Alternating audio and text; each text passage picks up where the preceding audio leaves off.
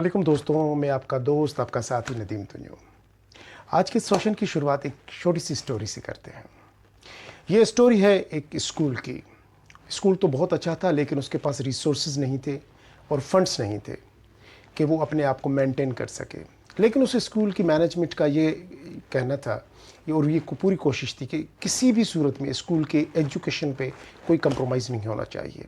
उसकी एजुकेशन की जो क्वालिटी थी वो हमेशा वही बेहतर रहनी चाहिए। और उन्हीं दिनों में उस स्कूल में एक बच्चे का एडमिशन होता है।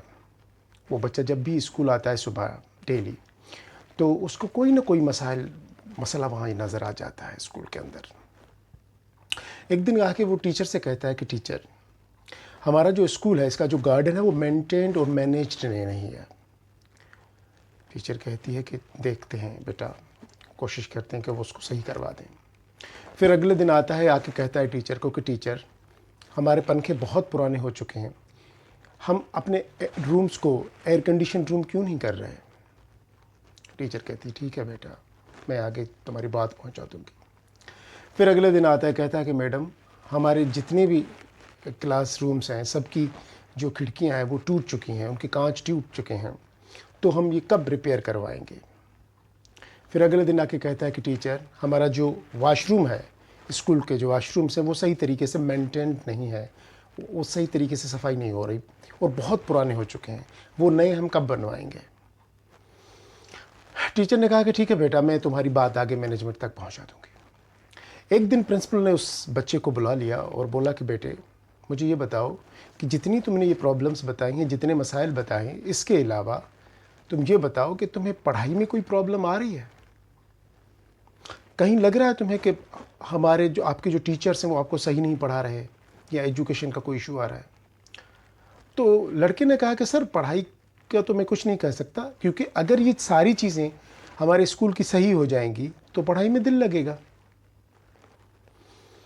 अच्छा, प्रिंसिपल ने उस लड़के को बोला कि चलो बेटा, एक काम करते हैं, मैं आपको एक काम देता हूँ, अगर वो काम तुमने सही तरीके से कर लिया तो मैं तुम्हारी जो डिमांड्स हैं उसमें से 2 से 3 डिमांड्स पूरी कर दूंगा। स्टूडेंट ने कहा ठीक है सर, कोई मसला नहीं, आप मुझे काम बताएं क्या करना है मुझे। प्रिंसिपल ने बोला कि एक काम करो। प्रिंसिपल ने उसको एक पानी का गिलास भर के दे दिया और बोला कि ये पानी का गिलास लेके तूने स्कूल के 3 चक्कर लगाने हैं और कोशिश ये करनी है कि इस पानी के गिलास में से एक पानी की बूंद भी नीचे ना गिरे। स्टूडेंट ने कहा कि ये कौन सा बड़ा काम है, मैं भी कर लेता हूँ। ये और बात थी कि स्कूल काफ़ी वसी अरीज़ और लंबा चौड़ा था, लेकिन स्टूडेंट ने सोचा कोई मसला नहीं, मैं कर लूँगा। ठीक है, उसने चक्कर लगाने शुरू कर दिए। पहला चक्कर, दूसरा चक्कर, तीसरा चक्कर काट के हाँफता हुआ वो प्रिंसिपल के रूम में दाखिल हुआ। कहा सर, मैंने 3 चक्कर कर दिए और ये देखें, गिलास में से एक बूंद पानी की नहीं मैंने गिरने दी। प्रिंसिपल ने बोला कि एक बूंद नहीं गिरने दी। उसने बोला हाँ सर, एक बूंद पानी की नहीं गिरने दी, मेरा पूरा ध्यान इस गिलास के ऊपर रहा। अच्छा, प्रिंसिपल ने कहा कि मुझे ये बताओ बेटा कि जब तुमने पहला चक्कर शुरू किया तो तुम्हें रास्ते में कौन कौन मिला। बच्चे ने बोला कि सर, मुझे रास्ते में मुझे नहीं पता, क्योंकि मेरा पूरा ध्यान इस गिलास के ऊपर था। प्रिंसिपल ने बोला कि मुझे ये बताओ कि जब तुमने चक्कर लगा रहे थे तो वो कितने क्लासरूम थे जिनके पंखे नहीं चल रहे थे। बच्चे ने कहा सर, मुझे नहीं पता, क्योंकि मेरा पूरा ध्यान इस गिलास के ऊपर था कि कहीं इस गिलास में से कोई पानी की बूंद नीचे ना गिरे। प्रिंसिपल ने कहा कि बेटा ये बताओ कि तुम्हें चक्कर लगाते हुए स्कूल में कहाँ कहाँ कचरा नज़र आया।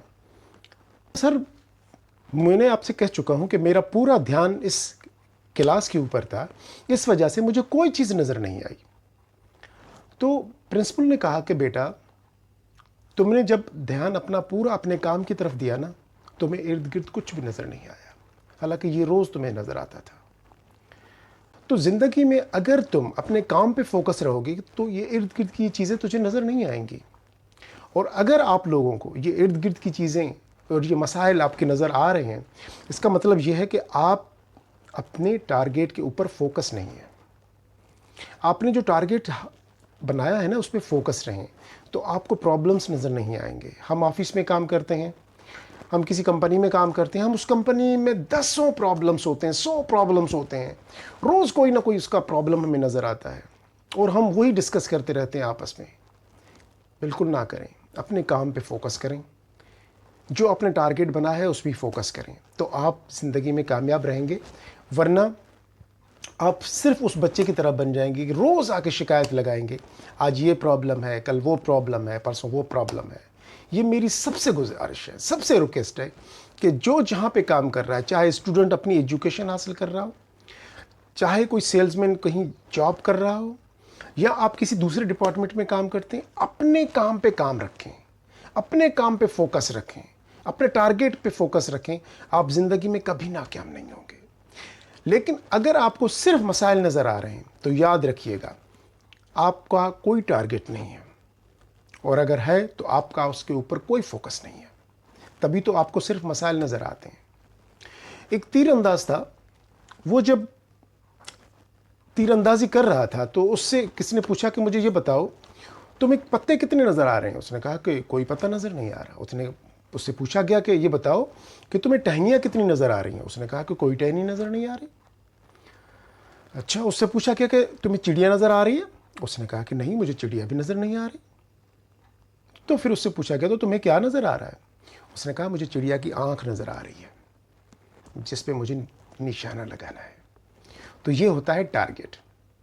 जब आपका फोकस अपने टारगेट के ऊपर होगा तो उसके इर्द गिर्द क्या हो रहा है, आपके इर्द गिर्द कौन सी पॉलिटिक्स चल रही है, कौन सी गंदगी है, आप इस पे फोकस ही नहीं रहेंगे, आप उस पर अटेंशन ही नहीं देंगे, आप सिर्फ अपने काम पे अटेंशन देंगे और आप कामयाब हो जाएंगे। हमारे 98% लोग जो नाकाम होते हैं, उनकी मेन वजह अगर फाइंड आउट करें तो आपको यही मिलेगी कि उन्होंने अपने टारगेट से उनका फोकस आउट हो गया और उन्होंने अपने इर्द गिर्द के जो मसाइल थे उन पे फोकस करना शुरू कर दिया।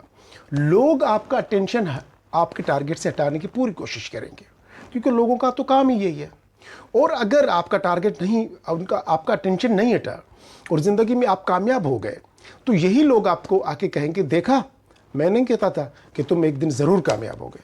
और इसी तरीके से लोग क्रिकेट की तरह रंग बदलते हैं। जब आप नाकाम होते हैं तो काम करते हैं तो पूरी कोशिश करते हैं कि नाकाम हो जाए, और जब आप कामयाब हो जाते हैं तो आके कहते हैं कि देखिए, मैं नहीं कहता था कि आप कामयाब हो जाएंगे, आप में वो टैलेंट था, मैं देख चुका था, तभी तो मैं कहता था कि आप कामयाब हो जाएंगे। लोग हमेशा कामयाबों से लोगों से दोस्ती करना पसंद करते हैं। तो अपने टारगेट पे हमेशा फोकस रहें और इधर उधर मत देखें, आप कामयाब हो जाएंगे। ठीक है, चलें जी, आज का सेशन ख़त्म करते हैं। इंशाल्लाह फिर नए सेशन के साथ दोबारा मिलते हैं। ओके, अल्लाह हाफिज़।